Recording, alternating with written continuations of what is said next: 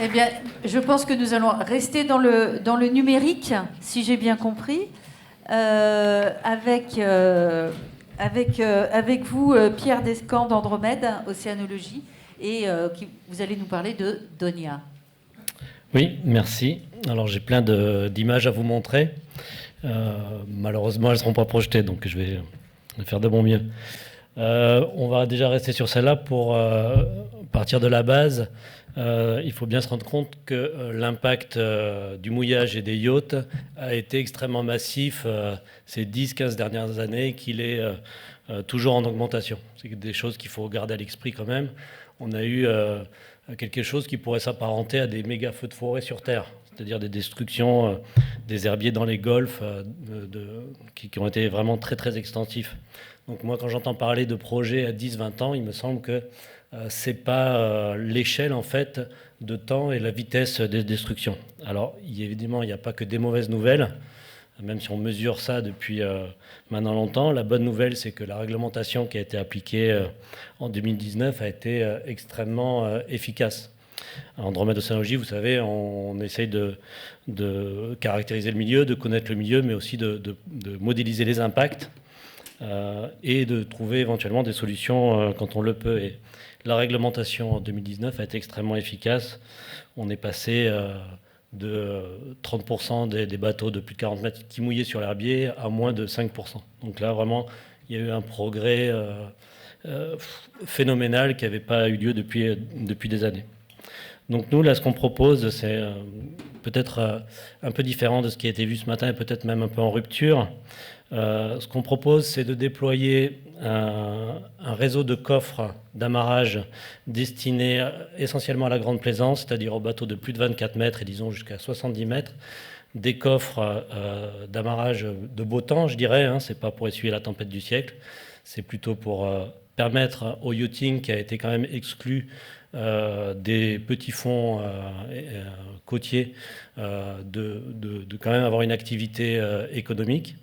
En installant donc ces coffres d'amarrage qui seront connectés, qui seront automatisés, c'est-à-dire qui seront ouvrants. C'est-à-dire qu'on ne pourra pas prendre le coffre si on n'a pas fait une réservation, ce qui pourra limiter ou faire baisser les conflits d'usage potentiels, parce que la gestion de ces semelles ou de ces coffres où tout le monde peut s'accrocher quand même, ça demande des efforts de contrôle, de police importants. Nous, notre coffre, il est ouvrant, donc l'utilisateur, très simplement, via notre application Donia, un système de réservation, pourra réserver son coffre, à l'arrivée, déclencher son ouverture, prendre son amarrage, payer la location, et puis à la sortie, arrêter la location, fermer le coffre. Donc c'est quelque chose de très simple, qui est déployable, je dirais, assez facilement, qui est complémentaire, à notre avis, avec les SMEL organisés où il y aura de fortes concentrations. Là, c'est plutôt un réseau de coffres un peu dispersé, qui apportera donc des solutions pour le yachting.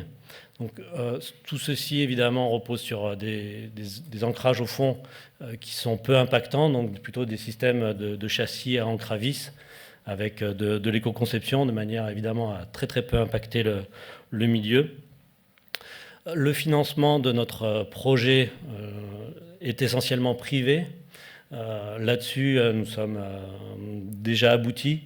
Nous avons déjà des investisseurs capables de financer ce projet, donc faisant peu appel au financement public, parce que pour nous, évidemment, le coût de ces mouillages, de ces installations, etc., il doit être supporté par les utilisateurs, et en particulier quand on s'adresse à la grande plaisance.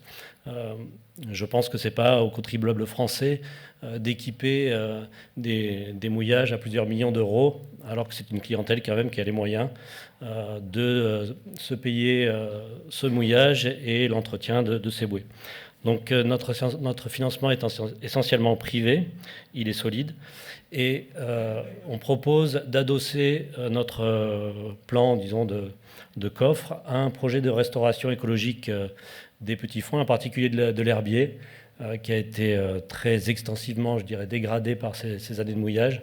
Donc je m'inscris en faux quand certains disent qu'il est impossible de restaurer l'herbier.